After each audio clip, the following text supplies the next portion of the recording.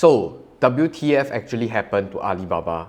So for starters, in case you are not up to date with the current market volatility, the S&P 500 is currently in the correction territory with around a 10% drawdown from its all-time highs, while the Nasdaq is currently in a bear market territory with more than 20% drawdown from its all-time highs. Now, Alibaba on the other hand is currently down more than 70% from its all-time highs as well. So what exactly is happening to this black box of a stock market? Why is it that we had such a great bull run in 2021 for the US market by and large, but Chinese tech companies were in a bear market? And when the US is actually trending down, Chinese tech actually drops even more. What's this nonsense? I think I would just like to caveat this video that there will be 1,001 different reasons why a stock price will fall. Was it expensive to begin with? Something happened to the management and direction of the company. Company might have not been performing or essentially disrupted. Geopolitical risks, and the list goes on. So I think the underlying reason for Alibaba or Chinese tech by and large are probably quite obvious. So I wouldn't belabor the point. So Chinese tech stocks don't run a monopoly over experiencing a 70% drawdown in price. There were many other retail favorites experiencing the same thing too.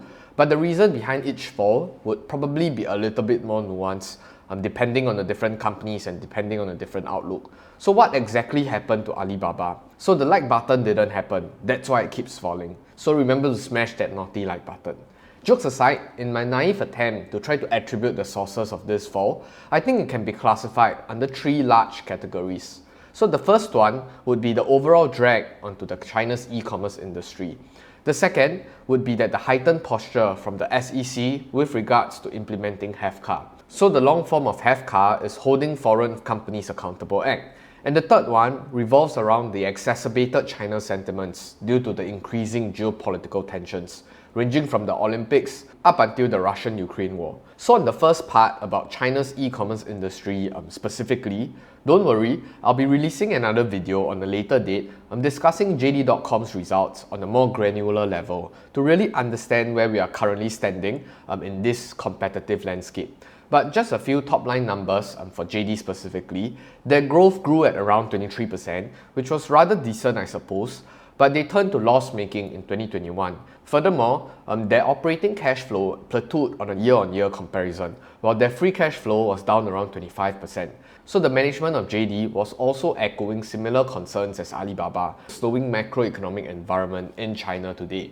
So initially, when Alibaba had their earnings report just last month, when the management team was providing their own perspective on those said issues, people were just saying that, hey, maybe it was just an excuse by the incompetencies of the management. But it seems like they do corroborate to a large extent in painting the current picture of China today. So as you can see, on Thursday, despite seeing a sea of red on all Chinese-related stocks, because they are all from China, if you were to zoom into the three musketeers of e-commerce, Pinduoduo was down 17%, JD was down 15%, and Alibaba was down by 8%. So why the difference, you might ask? Probably because Alibaba was much more beaten down compared to the other two, and also because it has a much larger market cap, which might be a little harder for smaller funds and for retail investors to move the price. So anyway, it doesn't paint the whole story.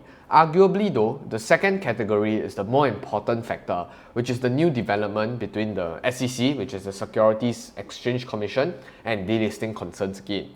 So the SEC has recently identified 5 US-listed American depository receipts on Chinese companies such as Yum China, Beijing, Zilab, ACM Research, and HUTCHMED. I'm not too sure if I'm pronouncing it properly. But the SEC did give a warning for these 5 companies for failing to adhere to HEFCA. So these are the first 5 China ADR to be identified as failing to adhere to the HEFCA, and they are on the list because they recently filed their annual reports with the SEC.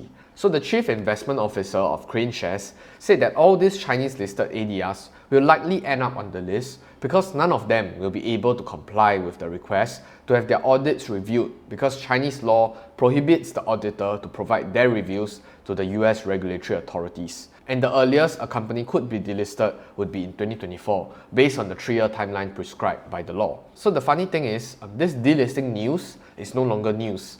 We knew about this when the law was first passed in end 2020, but without a shadow of a doubt, it always brings about huge amount of emotional gyration whenever something related hits the news again. And this time, it's no different. I did a breakdown on my opinion about this delisting event some time back and suggested that there was a 50-50 chance that they will get delisted.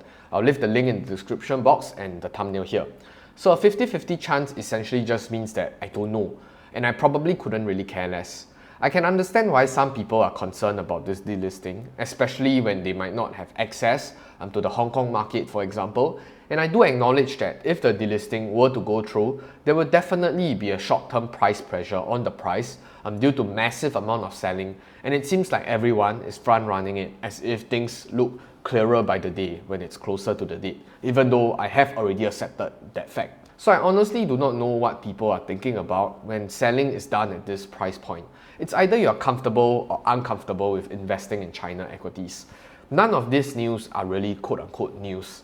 They are really just rinsed and repeated. But at this rate though, it's really hard for people to unsee US-listed Chinese companies as negotiation chips between the two superpowers. Clearly, it makes us look like the fool who essentially got played by both China and the United States. But like everything else, there are always two sides of the same coin.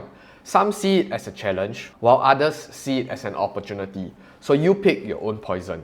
Interestingly enough, the China Securities Regulatory Commission, which is the SEC equivalent of China, reiterated that they are willing to resolve any issues related to the US regulators' inspection and investigation, and is against politicizing securities regulation. Of course, I think everyone is already immune to all the myriad of assurances both parties gave, because it definitely seems like it's all talk but no action.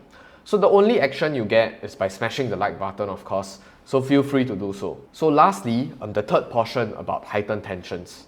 So it's not a new discovery that both countries might not have the best relationship.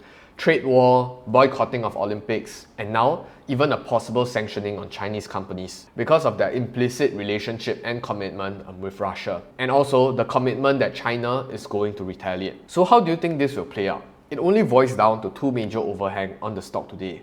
Number one, investors are yearning for assurances from the Chinese government on their commitment of not trying to destroy all the tech companies, ranging from Ant Group to Common Prosperity to the different fines and the different regulations, to name a few.